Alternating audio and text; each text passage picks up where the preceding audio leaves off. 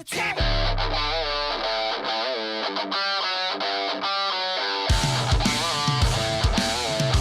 The Way Back is Gavin O'Connor's newest sports film, following up great movies like Warrior and Miracle, and his second team up with Ben Affleck. His first one would be The Accountant, what was a solid action flick. I won't say this is Gavin O'Connor's best sports film because it's not. It's not, but it's not supposed to be. If you really think about this movie after you see it, it's not a movie about sports, and that's why I loved it even more.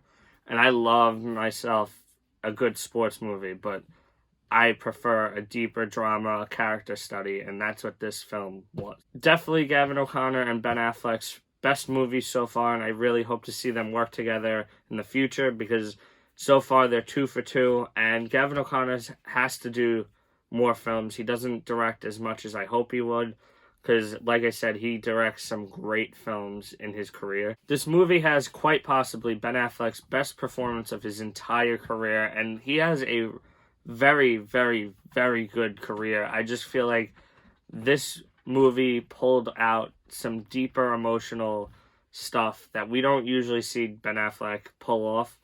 And that could be because this movie is very close to home for Ben Affleck with his struggles of alcoholism and his character basically being him with a different storyline, but still being him and having problems of his own and trying to work through them and find his way back. And like I said, being so close to home, this movie for Ben Affleck, he gives one of the greatest performances of the past few years with a gritty, real, emotional performance for this character of Jack Cunningham, a star basketball player in his high school years that gave it up for what reason we don't know.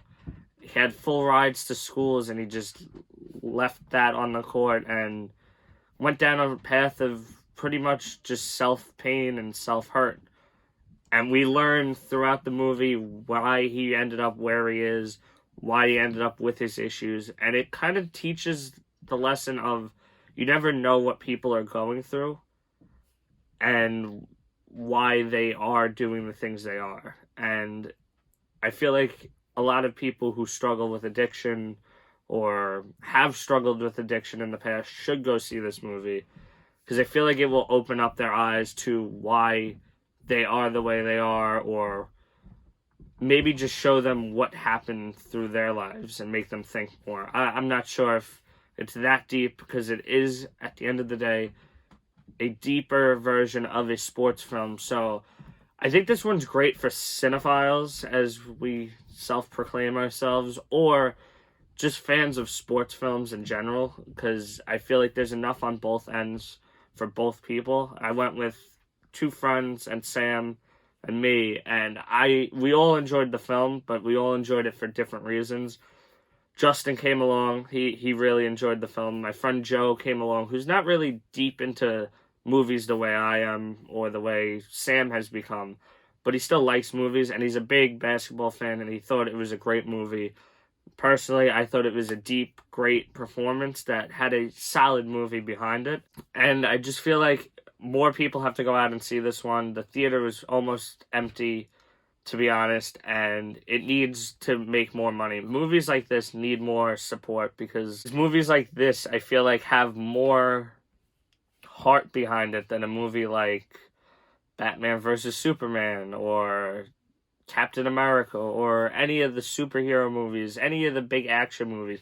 Fast and Furious 9's coming out. That's probably going to make $1 billion, and a movie like this will struggle to even make a profit. And it's kind of just sad to me as a fan of just film in general, not just blockbusters, that a movie so deep, a movie so gritty, so real, and so personal to the people who are making it will end up kind of just being overlooked by Onward. Don't get me wrong, I enjoyed Onward. Click back one video on this channel and I reviewed Onward. You can see my thoughts on it. I just wish films like this would get a little more support, a little more backing behind it, a little more money. That way we get more films like this instead of films like Fast and Furious, and nothing against people who like those movies, but you can't tell me that it's not ridiculous that a movie where a car is flying across a huge gap, hooks onto a rope, and swings around. Like, if anyone else saw that trailer, we all know this movie is going to be batshit crazy, and it's going to make buckets of money. Anyways, getting back to it, I really hope this is a turning point in Ben Affleck's career and his personal life. I feel like this is a movie he really needed to make to find his way back into what he loved doing, because he has came out and spoke about the dislike of playing Batman and how it kind of hurt him personally and threw him off what he was doing in his life. So as much as I know a lot of people want to see him be Batman again and would love to see that, and he was a solid Batman. I'm not taking anything away from that. I'm happy he stepped away and he's not coming back. And I really hope this is a turning point for him in his career, in his personal life. Go forward and just kill it for the rest of his career. All in all, this movie is a solid film, but has a great performance driving it, and I would give it a 9 out of 10. I absolutely love this. It's quite possibly my favorite film of 2020 so far.